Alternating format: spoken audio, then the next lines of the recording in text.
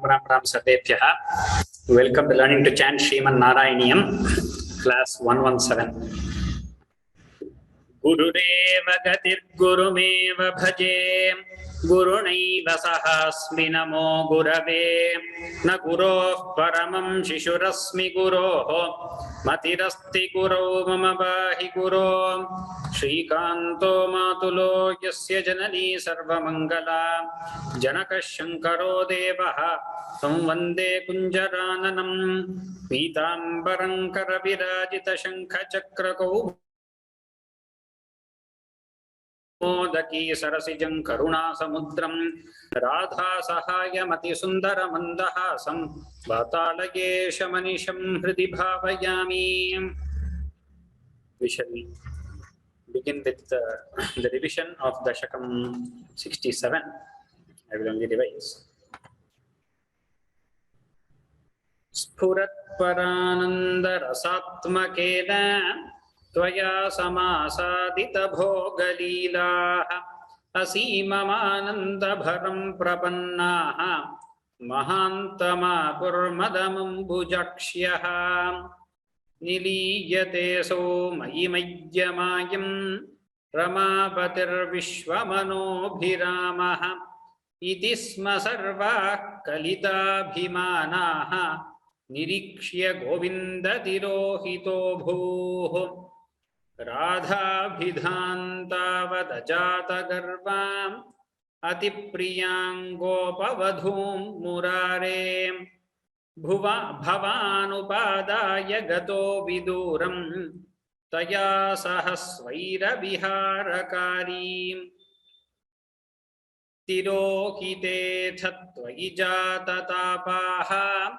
Samam Sametah Kamalayatakshyah Vane vane tvam parimargayantyah vishadamapur bhagavannaparam achutaha champakakarnikara hamallike malati balavalyah kim vikshito no hridayikachoraha ityaditastvat pravana vilepuhu Nirikshitoyam sakhi pankajakshaha puro mametyakulamalapanti tvam bhavana chakshushi vikshya kajit tapam sakhinam dviguni chakara tvadatmikasta yamuna tadante tavanu chakruh kila cheshtitani Vichitya bhuyopi tathaiva manat Tvaya vimuktan dadrishuscha radham Tatas samanta vipine samantat Tamo vatara vadhimargayantyah Punarvimishra yamuna tatante Bhrisham vile puscha jagurgunamste Tatha vyatha sankulamanasanam Brajangananam karunika sindho Jagatrayi mohana mohanatma Tvam pradurasira imandahasi Sandigdha sandarsanamatmakantam Tvam vikshyatam vyasahasa tadanim Kinkinna chakruh pramadati bharat Sattvam gadat palayamarutesha Iti Sriman-Narayaneeyam Bhagavatas-tirodhanadi varnanan nama Saptashashtitamam Dashakam samaptam Narayana khila guru Bhagavan namaste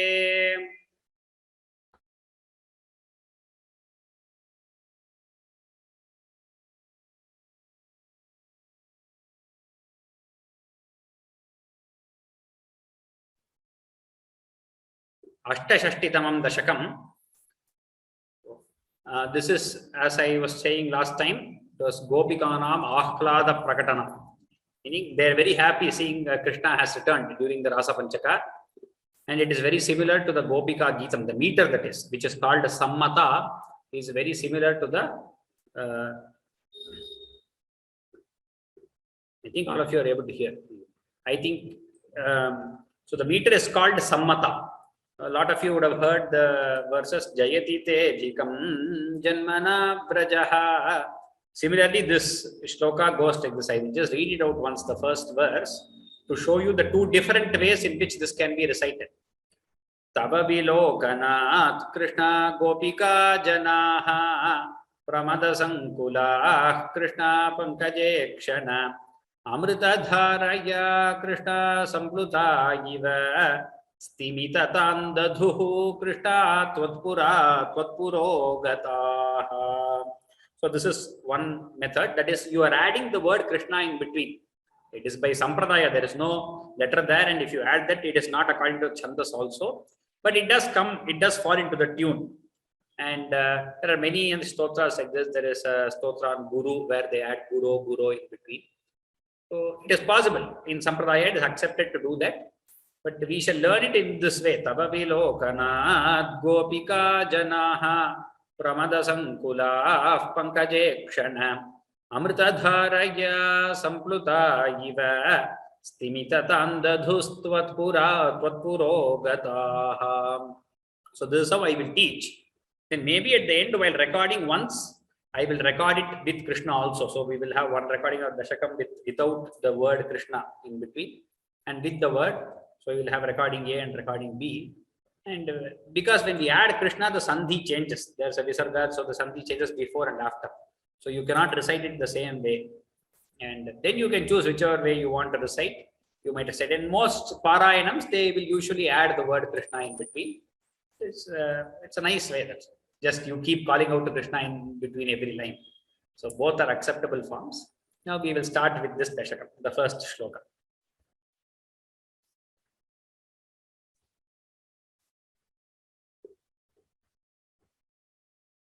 Tava vilokanat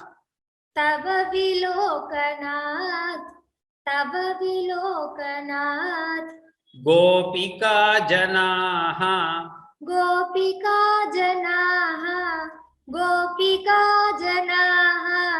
pramada sankulaha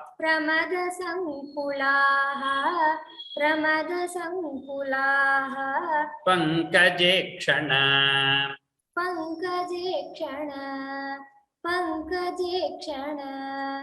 amrita dharaya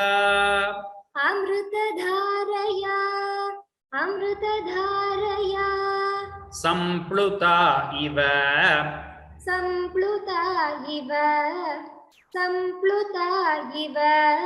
stimitatam dadhuhu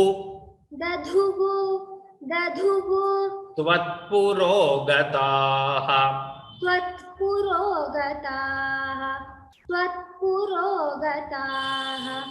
tava vilokanat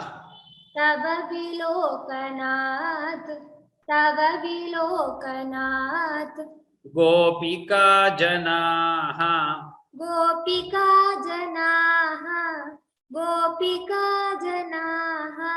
pramada sankulaha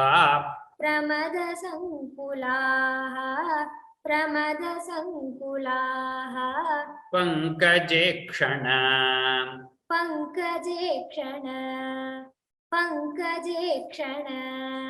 amrita dharaya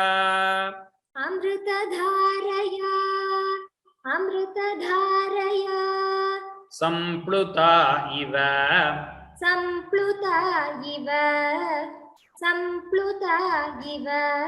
stimita tandadhuhu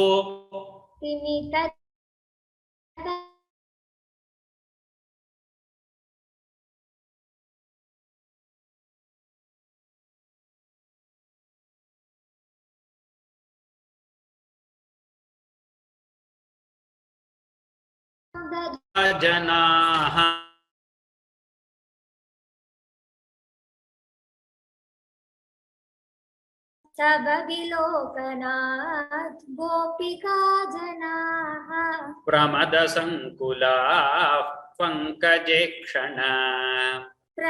sankula pankaje kshana प्रमदसङ्कुला पङ्कजे क्षण अमृतधारया सम्प्लुता इव अमृतधारया सम्प्लुता इव अमृतधारया सम्प्लुता इव स्तिमिततां दधुस्त्वत्पुरोगताः स्तिमिततां दधुस्त्वत्पुरोगताः स्तिमिततां दधुस्त्वत्पुरोगताः.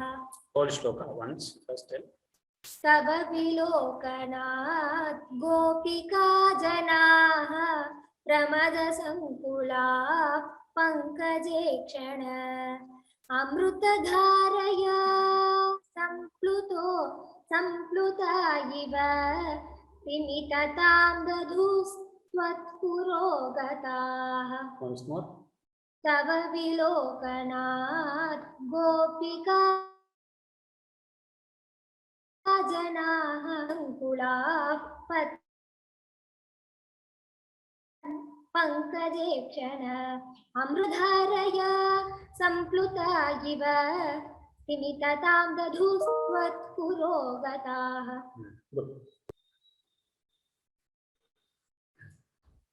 So this is how we will go move on to the next shloka. Tadanukaachana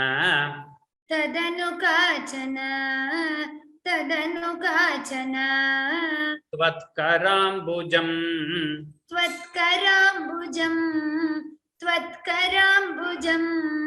Sapadi grinhati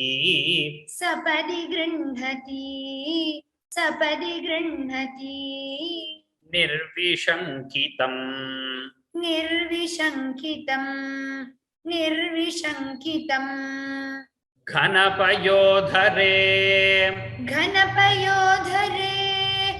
Ghanapayodhare Sannidhayasa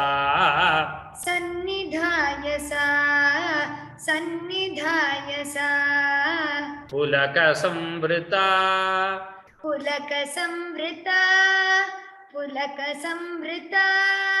Tasthushi chiram Tadanukaachana Tvatkarambujam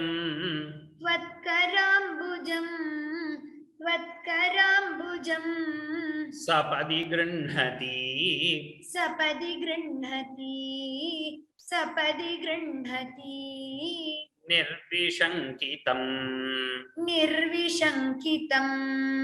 Nirvishankitam Ghanapayodhare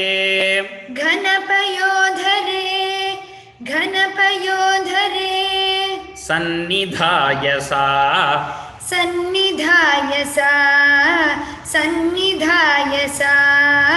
Pulaka samvrita Tasthushi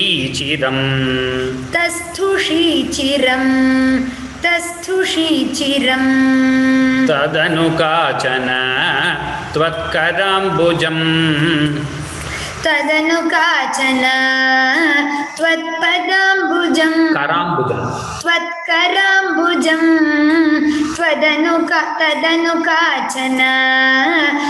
Tvatkarambujam Sapadi grinhati Nirvishankitam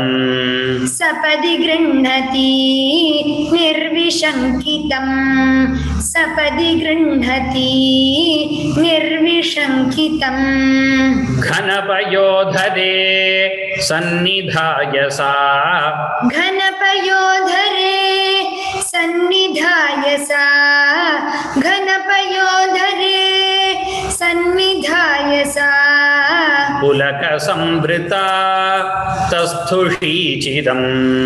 Pulaka samvrita Tasthushi chiram तस्थुषीचिरं तदनु काचन त्वत्कराम्बुजं सपदि गृह्णति निर्विशङ्कितं घनपयोधरे सन्निधाय सा पुलकसंवृता तस्थुषीचिरम्. One more shloka. तव विभो तव विभो तव विभो अपरा अपरा अपरा कोमलं भुजं कोमलं भुजं कोमलं भुजं निजगलान्तरे निजगलान्तरे निजगलान्तरे पर्यवेष्टयत् पर्यवेष्टयत् पर्यवेष्टयत् गलसमुद्गतं गलसमुद्गतं गलसमुद्गतं प्राणमारुतं प्राणमारुतं प्राणमारुतं प्रतिनिरुन्धति प्रतिनिरुन्धति प्रतिनिरुन्धति इव इव इव अतिहर्षुला अतिहर्षुला अतिहर्षुला तव विभो परा तव विभो परा तव विभो परा कोमलं भुजं कोमलं भुजं कोमलं भुजं निजगलान्तरे निजगलान्तरे निजगलान्तरे पर्यवेष्टयत् पर्यवेष्टयत् पर्यवेष्टयत् गलसमुद्गतं गलसमुद्गतं गलसमुद्गतं प्राणमारुतं प्राणमारुतं प्राणमारुतं प्रतिनिरुन्धति प्रतिनिरुन्धति प्रतिनिरुन्धति इवातिहर्षुला इवातिहर्षुला इवातिहर्षुला तव विभो परा कोमलं भुजं तव विभो परा कोमलं भुजं तव विभो परा कोमलं भुजं निजगलान्तरे पर्यवेष्टयत् निजगलान्तरे पर्यवेष्टयत् निजगलान्तरे पर्यवेष्टयत् गलसमुद्गतं प्राणमारुतं गलसमुद्गतं प्राणमारुतं गलसमुद्गतं प्राणमारुतं प्रतिनिरुन्धति वातिहर्षुला प्रतिनिरुन्धति वातिहर्षुला प्रतिनिरुन्धति वातिहर्षुला तव विभो परा कोमलं भुजं निजगलान्तरे पर्यवेष्टयत् गलसमुद्गतं प्राणमारुतं प्रतिनिरुन्धति वातिहर्षुला. So in places like the last line, that is when we say Krishna, it is a little difficult. All the other lines it's easy. Pratinirundhati va, we can split and then say Krishna atiharshula. Pratinirundhati va Krishna atiharshula. Or it is easier to say Pratinirundhati Krishna ibati harshula. So since there's a word iva in between, you either have to put it this side of Krishna or that side. So when I recite the whole thing with Krishna, you will get an idea. I will do that. So that time you will see. Suman, Shloka 4. Apagatatrapa.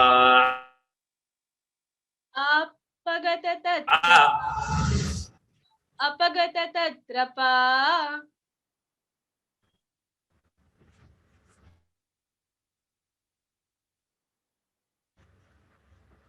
The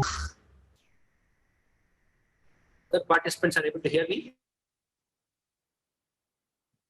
I am able to hear you now, Anna.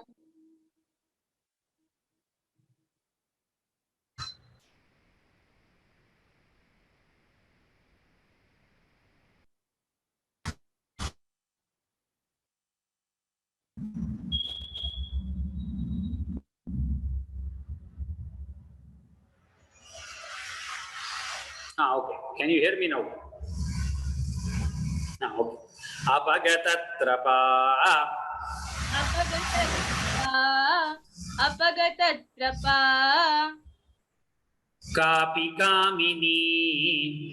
Kapi kamini. Kapi kamini. Tava mukhambujat. Tava mukhambujat. Tava mukhambujat. Pugacharvitam. Pugacharvitam. Pugacharvitam. Pratigrihaya. Pratigrihaya. Pratigrihaya. Tvadvaktra pankaje. Tadvaktra pankaje. Tadvaktra pankaje. Nidadhati gata.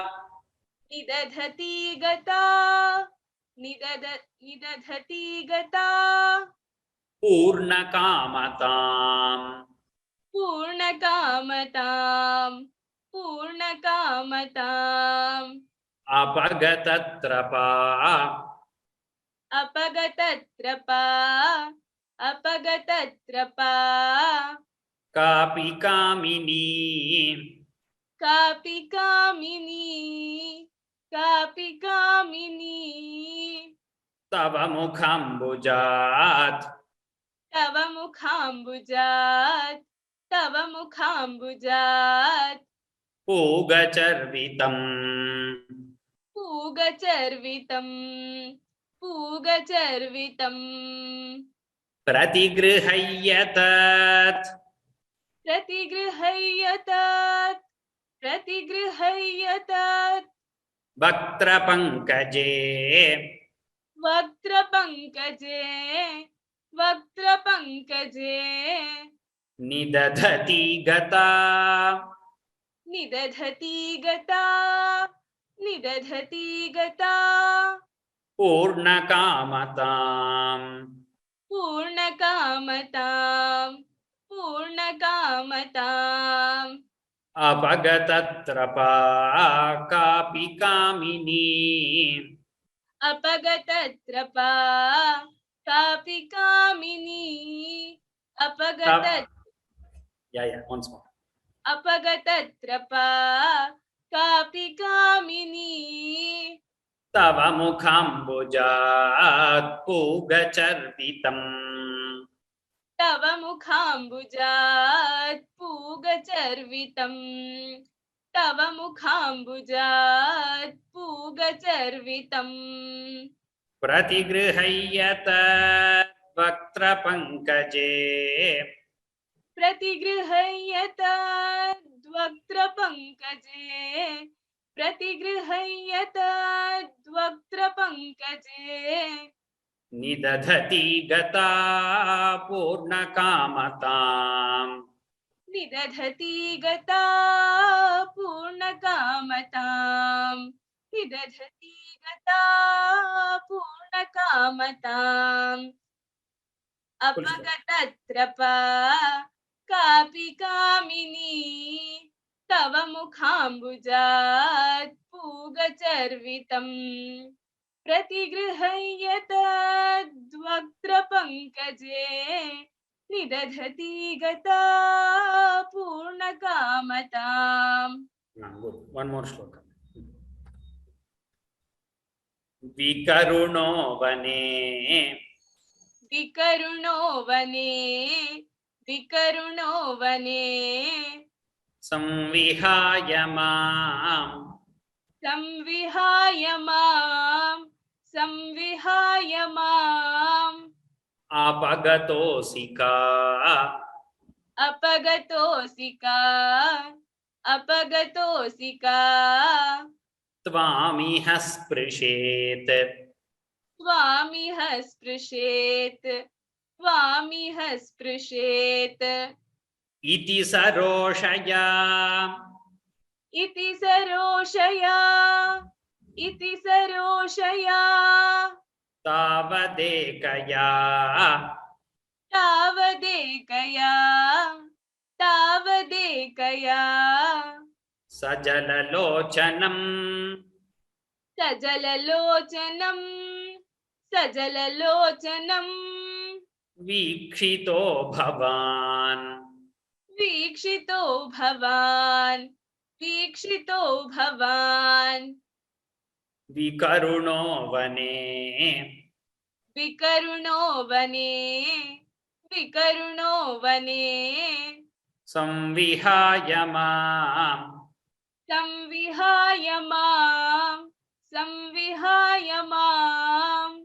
अपगतोऽसि का अपगतोऽसि का अपगतोऽसि का त्वामिह स्पृशेत् त्वामिह स्पृशेत् त्वामिह स्पृशेत् इति सरोषया इति सरोषया इति सरोषया तावदेकया तावदेकया तावदेकया सजललोचनम् सजललोचनम् सजललोचनम् वीक्षितो भवान् वीक्षितो भवान् वीक्षितो भवान् विकरुणो वने संविहाय माम् विकरुणो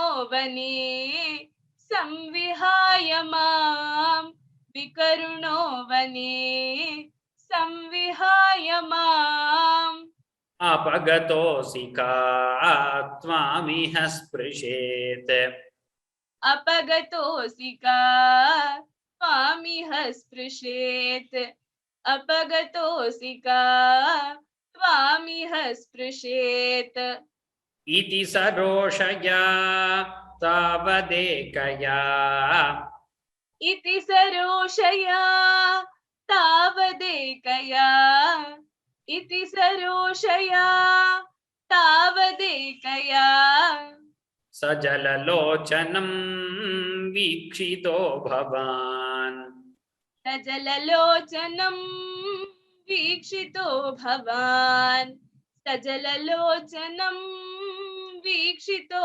भवान् विकरुणो वने संविहाय माम् अपगतोऽसि का त्वामिह स्पृशेत् इति सरोषया तावदेकया सजललोचनम् वीक्षितो भवान् गुड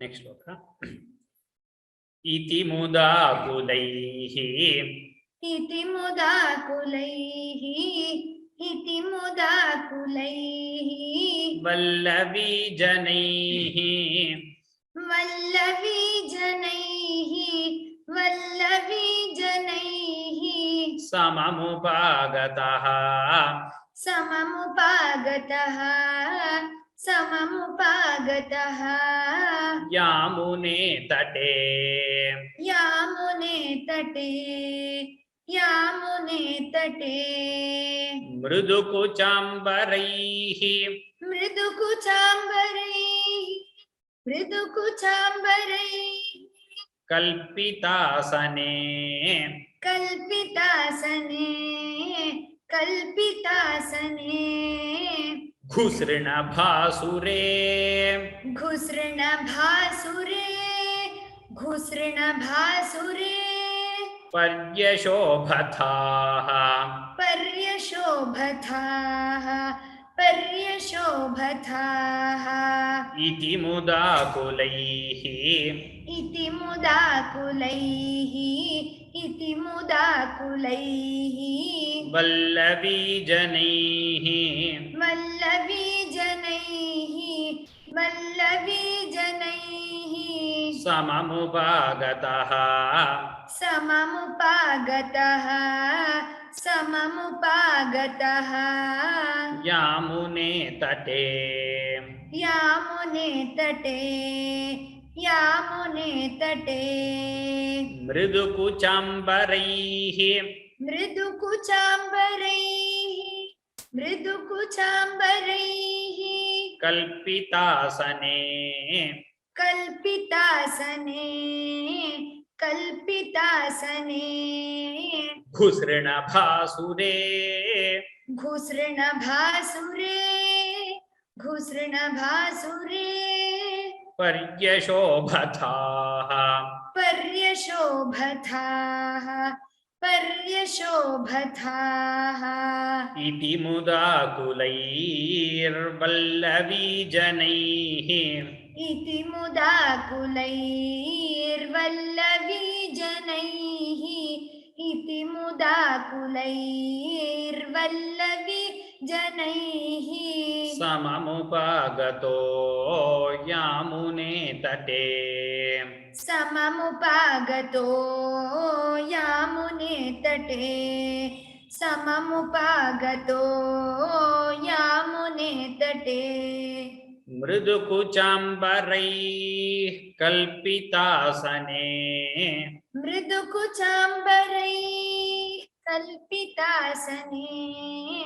मृदुकुचाम्बरैः कल्पितासने घुसृणभासुरे पर्यशोभथाः घुसृणभासुरे पर्यशोभथाः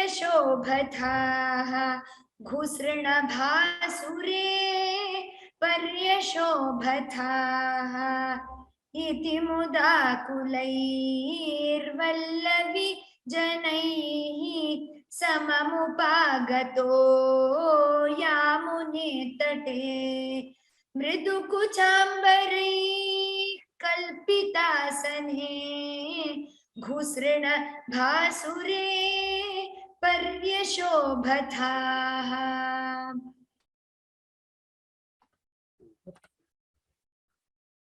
कतिविधा कृपा कतिविधा कृपा केऽपि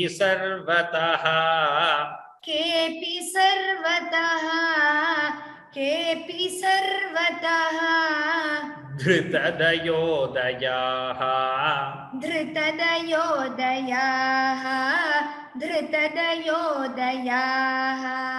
केचिदाश्रिते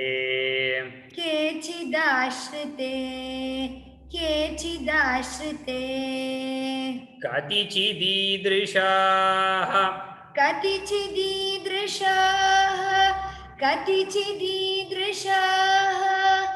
मादृशेष्वपि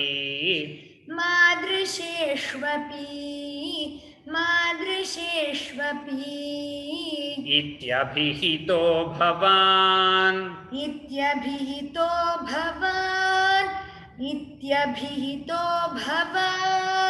वल्लवीजनैः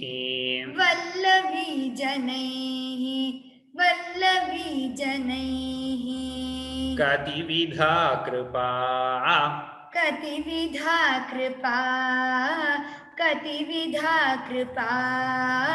केऽपि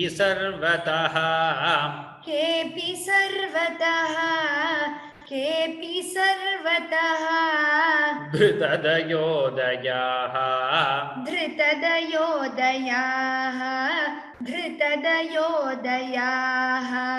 केचिदाश्रिते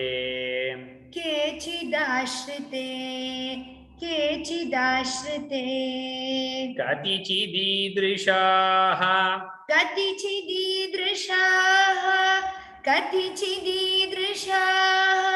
मादृशेष्वपि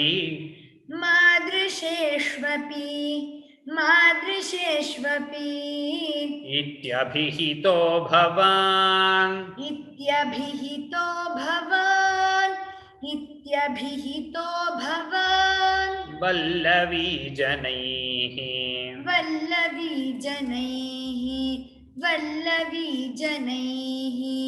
कतिविधा कृपा केऽपि सर्वतः कतिविधा कृपा केऽपि सर्वतः कतिविधा कृपा केऽपि सर्वतः धृतदयोदयाः केचिदाश्रिते धृतदयोदया केचिदाश्रिते धृतदयोदया केचिदाश्रिते कतिचिदीदृशा मादृशेष्वपि कतिचिदीदृशा मादृशेष्वपि कतिचिदीदृशा मादृशेष्वपि इत्यभिहितो भवान् वल्लवी जनैः इत्यभिहितो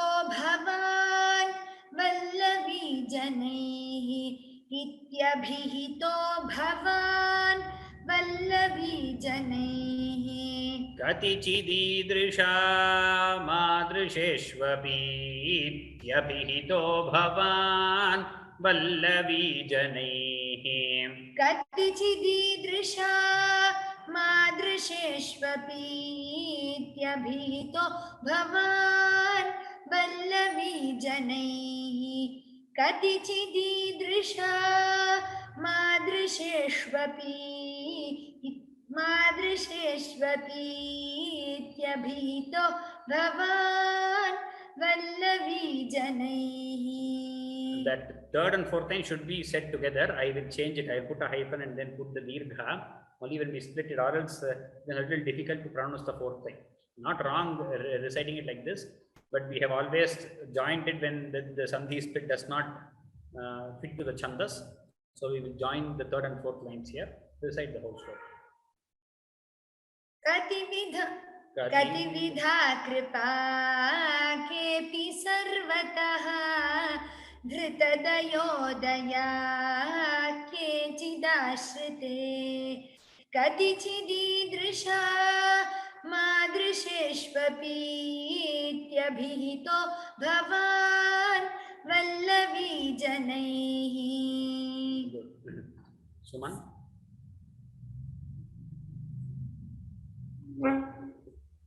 अयि कुमारिकाः अयि कुमारिकाः अयि कुमारिकाः नैव शङ्क्यताम् नैव शङ्क्यताम् नैव शङ्क्यताम् कठिनतामयी कठिनतामयी कठिनतामयी प्रेम कातरे प्रेम कातरे प्रेम कातरे मयि तु चेतसः मयि तु चेतसः मयि तु चेतसः वोनुवृत्तये वोनुवृत्तये वोनुवृत्तये कृतमिदं मया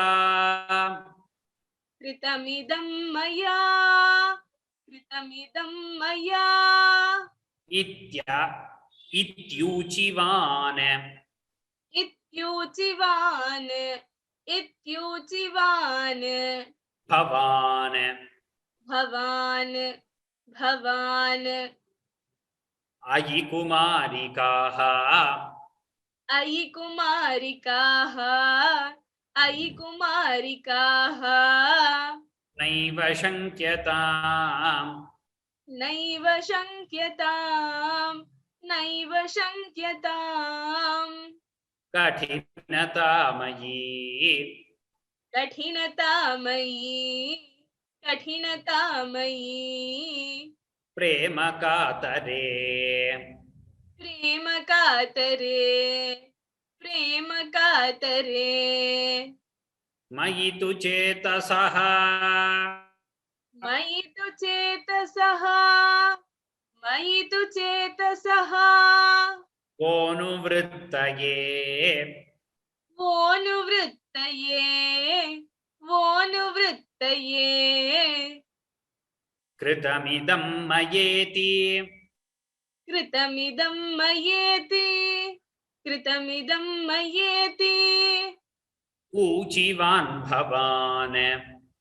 ऊचिवान् भवान् ऊचिवान् भवान् अयि कुमारिका नैव शङ्क्यताम् अयि कुमारिका नैव शङ्क्यताम् अयि कुमारिका नैव शङ्क्यताम् कठिनता मयि प्रेम कातरे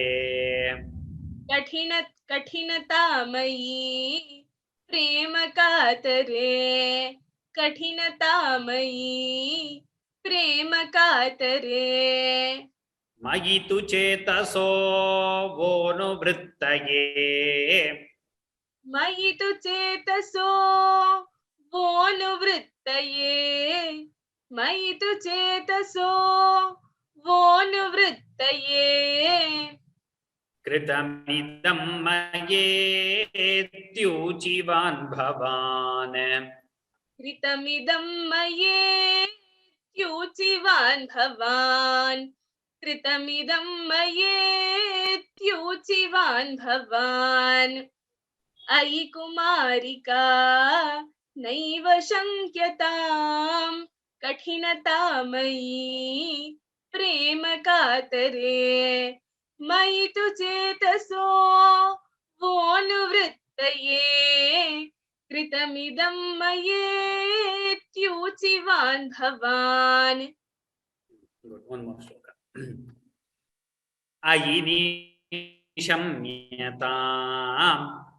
अयि निशम्यताम् अयि निशम्यताम् जीववल्लभाः जीववल्लभाः प्रियतमो जनः प्रियतमो जनः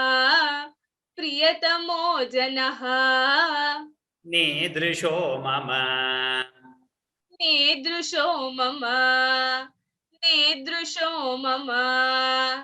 तदिह रम्यताम् तदिह रम्यताम् रम्ययामिनीषु रम्ययामिनीषु अनुपरोधम् अनुपरोधम् इत्यालपः इत्यालपः विभो विभो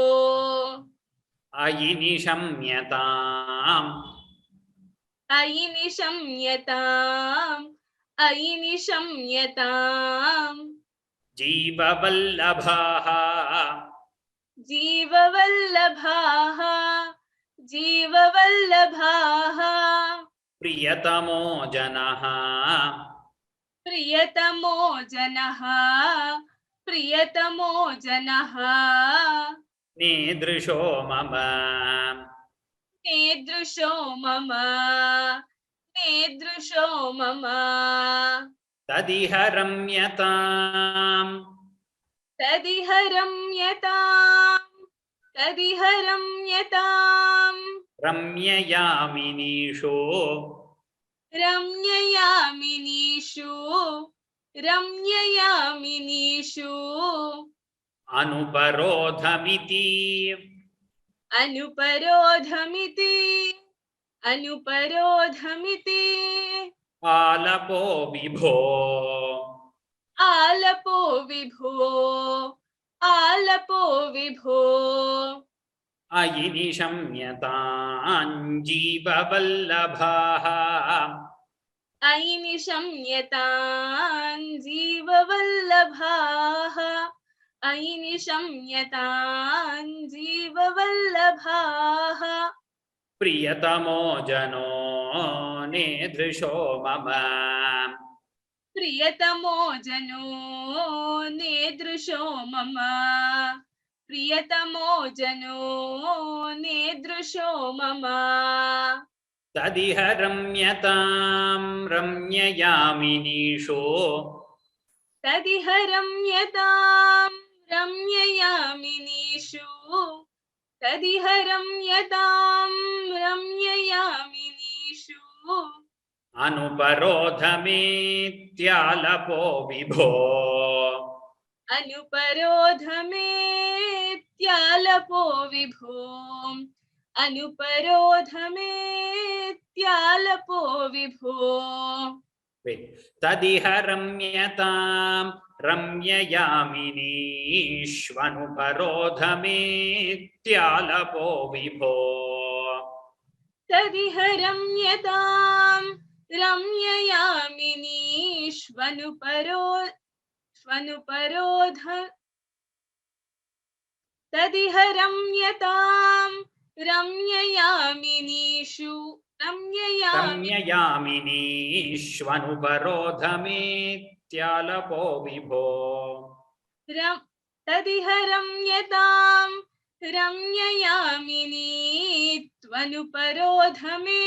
रम्ययामिनीत्वनुपरोधमेत्यालपो विभो तदिह रम्यतां रम्ययामिनीष्वनुपरोधमेत्यालपो विभो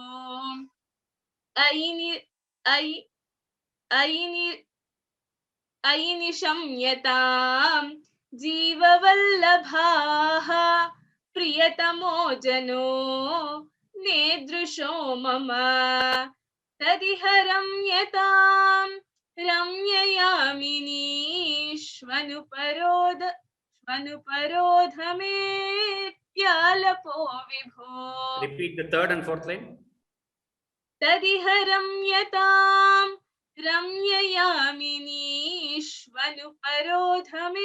रम्ययामिनीष्वनुपरोधमेत्यालपो विभो Good. Shloka 10, Vidya Lakshmi. Ram Ram guruji Ram. इति गिराधिकम् इति गिराधिकम् इति गिराधिकम् मोदमेदुरैः मोदमेदुरैः मोदमेदुरैः ब्रजवधूजनैः व्रजवधूजनैः व्रजवधूजनैः साकमारमन् साकमारमन् साकमारमन् कलितकौतुकः कलितकौतुकः कलितकौतुकः रासखेलने रासखेलने रासखेलने गुरुपुरीपते गुरुपुरीपते गुरुपुरीपते पाहि मां गदात् पाहि मां गदात् पाहि मां गदात् इति गिराधिकम् इति गिराधिकम् इति गिराधिकम् मोदमेदुरैः मोदमेदुरैः मोदमेदुरैः ब्रजवधूजनैः व्रजवधूजनैः व्रजवधूजनैः साकमारमन् साकमारमन् साकमारमन् कलितकौतुकः कलितकौतुकः कलितकौतुकः रासखेलने रासखेलने रासखेलने गुरुपुरीपते गुरुपुरीपते गुरुपुरीपते पाहि मां गदात् पाहि मां गदात् पाहि मां गदात् इति गिराधिकं मोदमेदुरैः इति गिराधिकं मोदमेदुरैः इति गिराधिकं मोदमेदुरैः ब्रजवधूजनैः साकमारमन् ब्रजवधूजनैः साकमारमन् ब्रजवधूजनैः साकमारमन् कलितकौतुको रासखेलने कलितकौतुको रासखेलने कलितकौतुको रासखेलने गुरुपुरीपते पाहि मां गदात् गुरुपुरीपते पाहि मां गदात् गुरुपुरीपते पाहि मां गदात् इति गिराधिकं मोदमेदुरैः ब्रजवधूजनैः साकमारमन् कलितकौतुको रासखेलने गुरुपुरीपते पाहि मां गदात् इति गिराधि Yes, Guruji. enough. No, once today. Iti Sriman-Narayaneeyam. इति श्रीमन्नारायणीये इति श्रीमन्नारायणीये Gopikanam.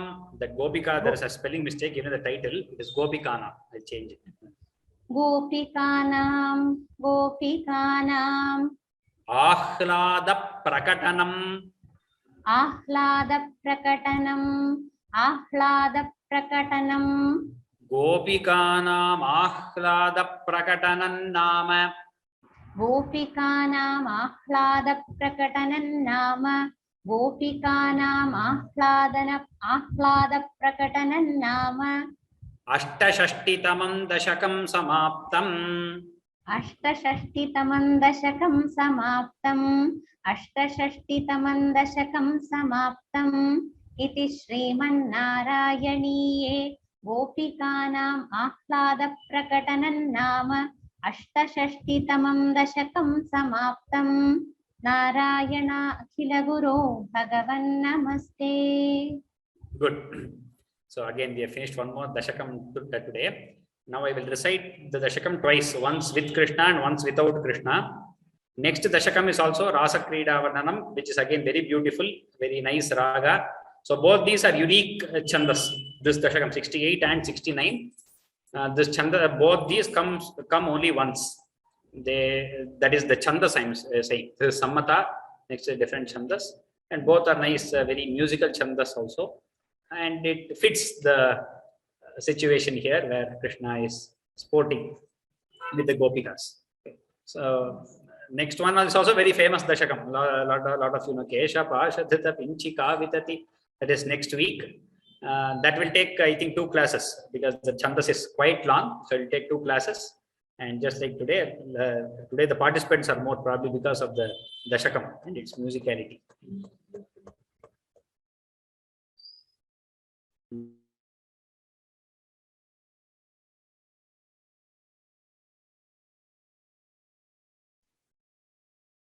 So now I will tell the 68th Dashakam in 2 different ways, and then we shall take questions from the audience. Question answers we will have later.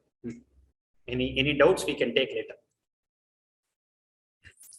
Atha Ashtashashtitamam Dashakam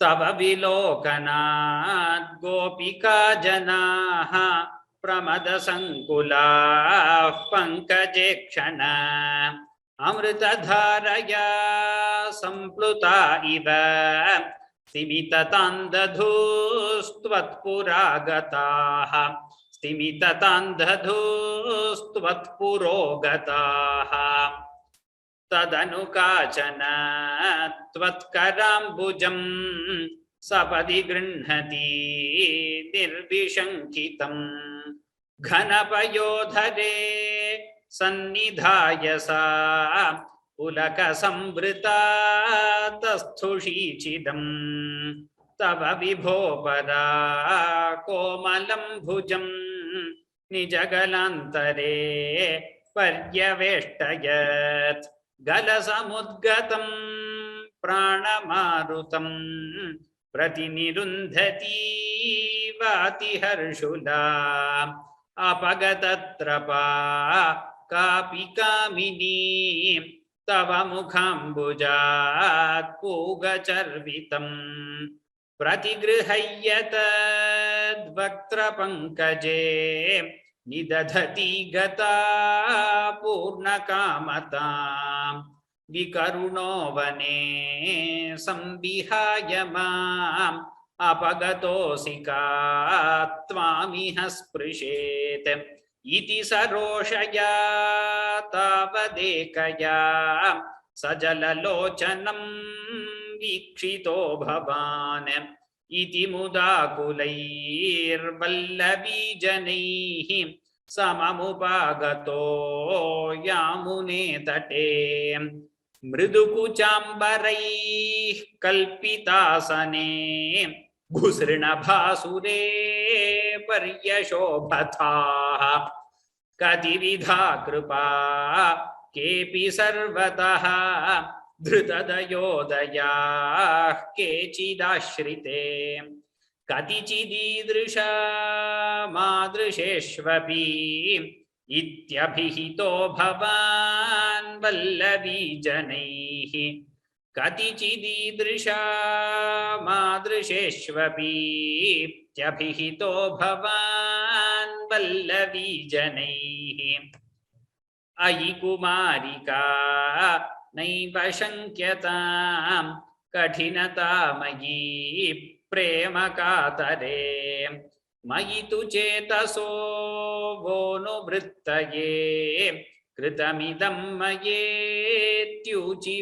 भवान् अयि निशम्यतां जीववल्लभाः प्रियतमो जनो नेदृशो मम तदिह रम्यतां रम्ययामिनीष्वनुपरोधमेत्यालपो विभो इति गिराधिकं मोदमेदुरैः ब्रजवधूजनैः साकमारमन् कलितकौतुको रासखेलने गुरुपुरीपते पाहि माङ्गदात् इति श्रीमन्नारायणीये गोपिकानाम् आह्लादप्रकटनं नाम अष्टषष्टितमं दशकं समाप्तं नारायणाखिलगुरो भगवन् नमस्ते. So now I will repeat the dashakam with Krishna in between the whole of dashakam. Later we will take questions after this repetition. Atha अष्टषष्टितमं दशकं तव विलोकनात् कृष्ण गोपिका जनाः प्रमदसङ्कुलाः कृष्ण पङ्कजे क्षण अमृतधारया कृष्ण सम्प्लुता इव स्तिमिततान्दधुः कृष्ण त्वत्पुरोगताः तदनु काचन कृष्ण त्वत्कराम्बुजं सपदि गृह्णति कृष्ण निर्विशङ्कितं घनपयोधरे कृष्ण सन्निधाय सा पुलकसंवृता कृष्ण तस्थुषीचिदं तव विभो परा Krishna कोमलं भुजं निजगलान्तरे Krishna पर्यवेष्टयत् गलसमुद्गतं Krishna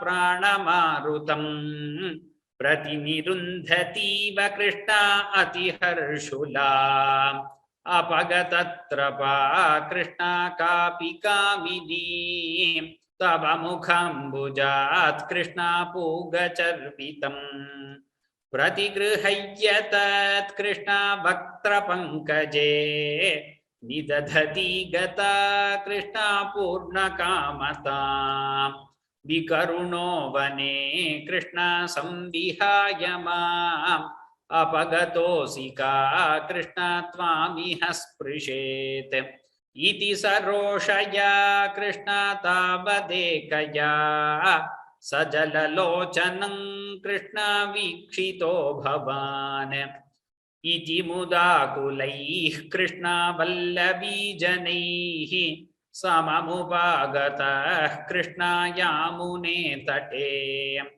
mrudukuchambaraih Krishna kalpitasane ghusrina bhasure Krishna paryashobhatah katividha kripa Krishna kepi sarvatah dhritadayodayah Krishna kechidashrite katichididrishah Krishna madrisheshvapi tyabhihito bhavan Krishna vallavi janaihi ayi kumarikah Krishna naiva shankyatam kathinatamagi Krishna prema katare Mayi tu chetasah Krishna vono vrittaye kritamidam mayeti Krishna uchivan bhavan ayini shamyatam Krishna jiva vallabhaha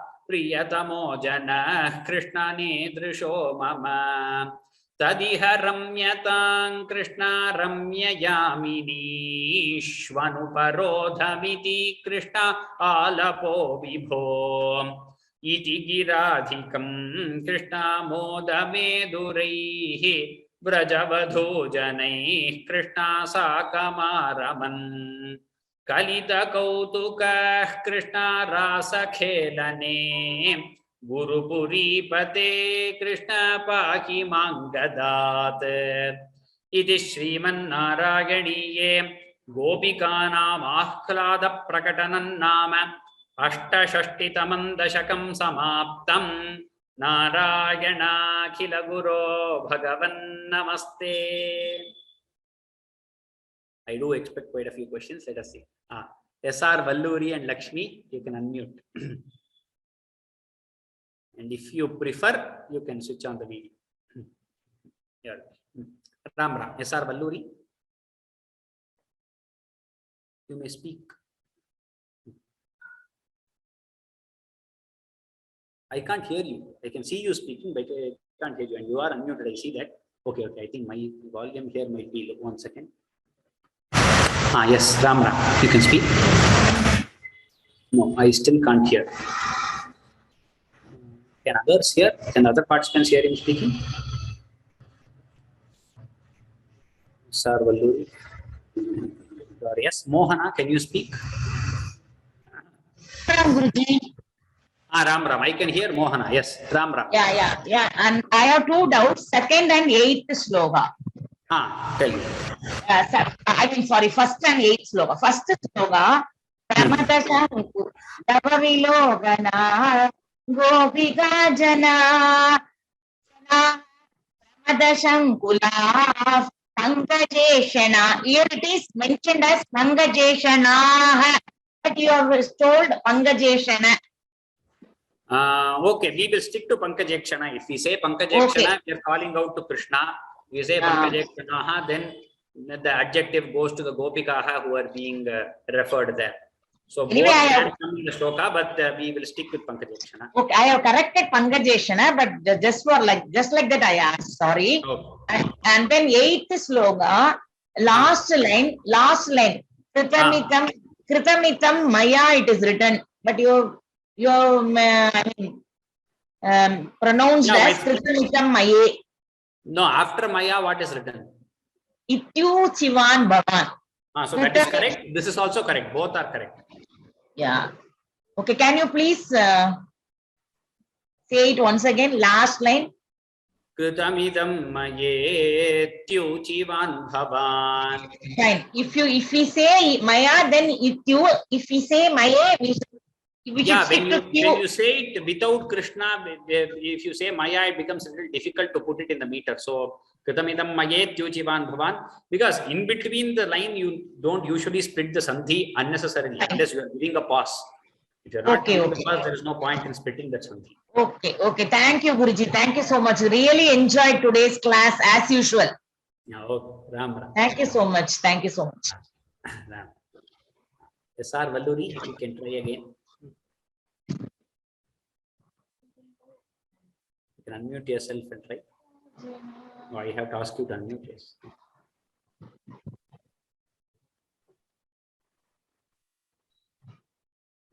Okay, still I can't hear you. I can only see you speaking, but I can't hear you. Jyoti, you can unmute.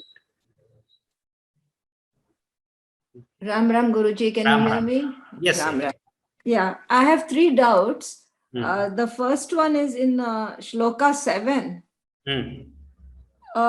Maybe I heard it wrong, but Katavidha Krupa Kepi Sarvataha. Then the next line, Not Sarvataha, Dhrutadayo. Sarvataha it is. Sarvataha. Yeah, Sarvataha.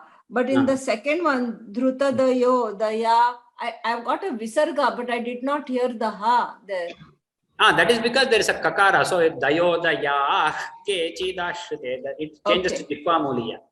Okay, yeah, correct. So it is, I felt it is Dhrutadayo Daya Ha. Right? No, if you give a pause, then you can say dayo daya ha. If you're telling it continuously, it is dhrutadayo daya kechidashrite. Okay, got it. The second doubt is the same one which the lady asked, but you know, when you don't add Krishna also, it is Krutamidam Maye Tyuchivan Bhavan, no? Yes, even when you, like, that's what I said. When you don't add Krishna, you have to say it as Maya Tyuchivan, unless you are giving a pause. Kritamidam Maya Ityuchi. It's not wrong to split, but it won't fit to the meter when you split like that. It won't fit the chandas. So even when I add the Krishna, it is Maye Tyuchivan.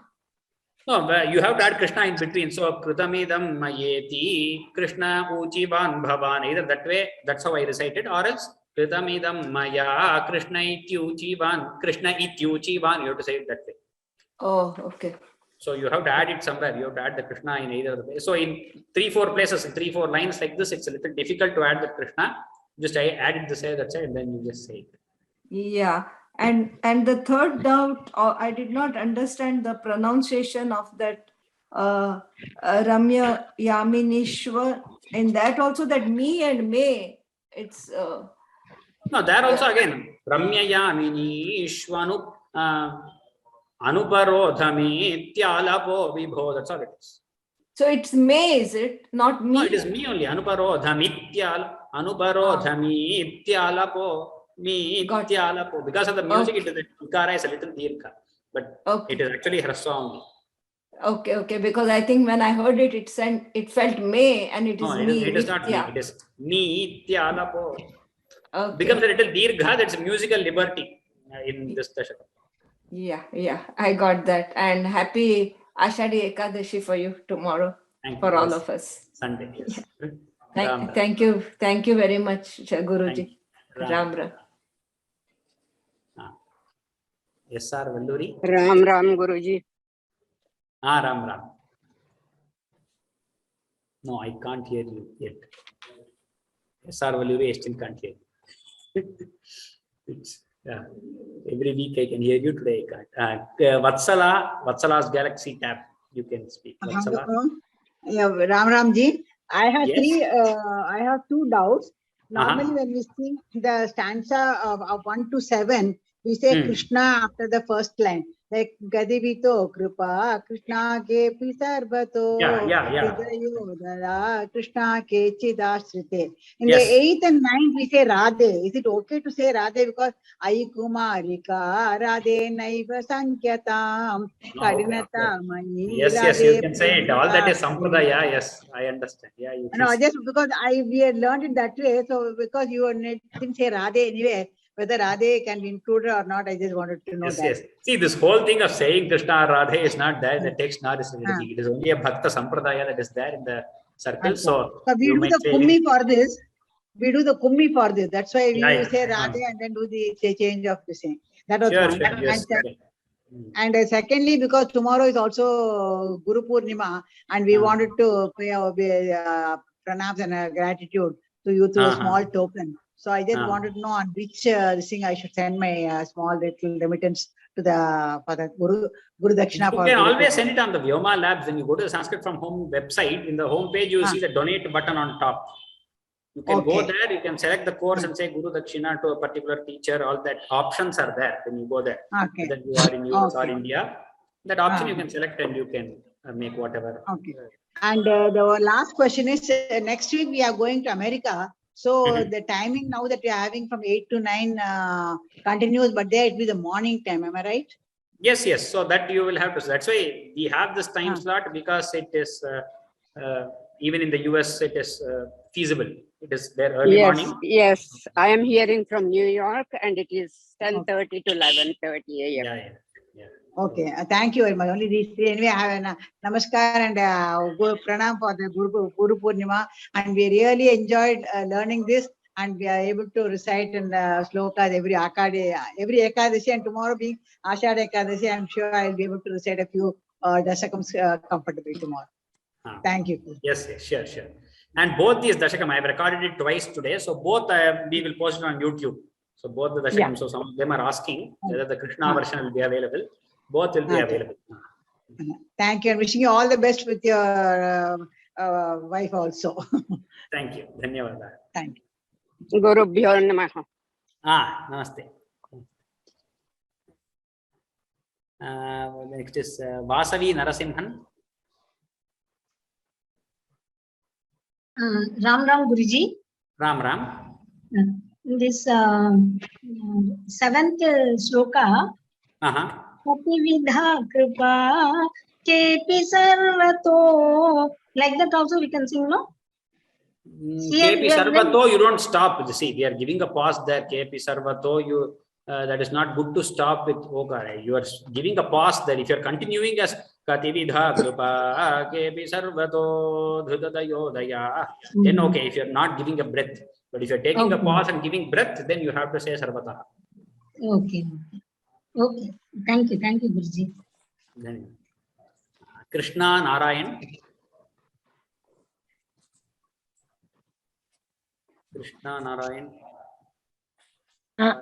Yes, Namaste Ram. Namaste. Yes. Can you hear me? Yes. Okay. My internet connection has been very unstable today. That's why I asked you. Yeah. I had the same question. We have heard the version with Radhe. Okay.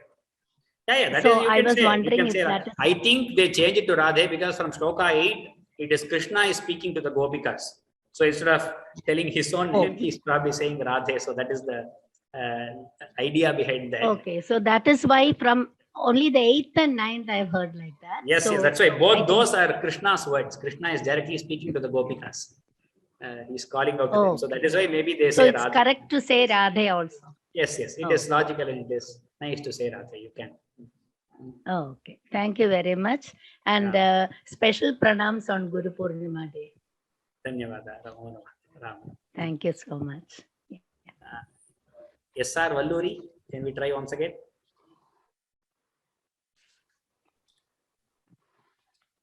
Hear me now, sir? Yes, wonderfully. Yes. No. Actually, my doubts have been cleared already. Only at the slokas 8 and 9, we have the Radhe. And last one again comes back to Krishna. That's the only thing. Thank you very much. Pranams to you.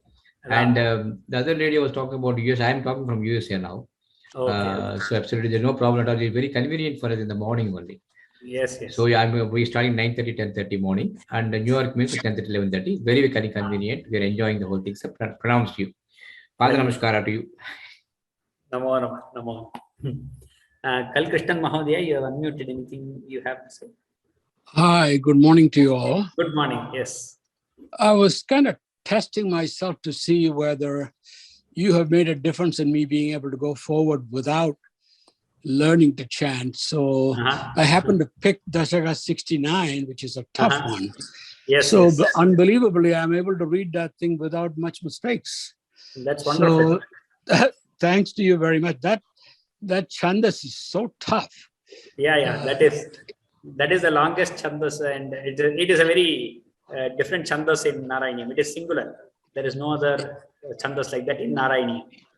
I think you should feel very proud that you're able to make this kind of a difference in being able to advance for those who wanted to be able to read it and chant it, hopefully without too much help. So that's very nice.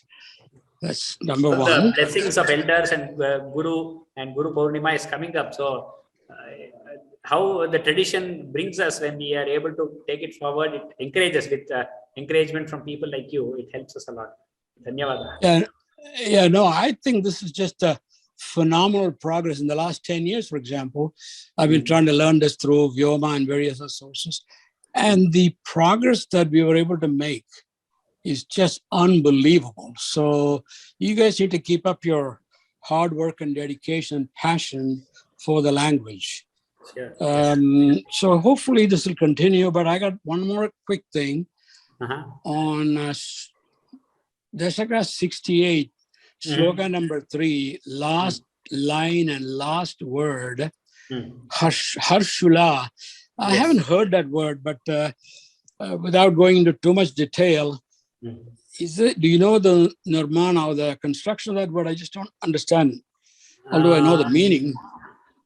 No, I am not very familiar with the Vyakarana Sutra that has been used to get that word. Harshula is it is an adjective for the Gopika there, who is being referred to here, and just been extremely overjoyed. Why? How come Harshulaha comes? How the Lakara comes?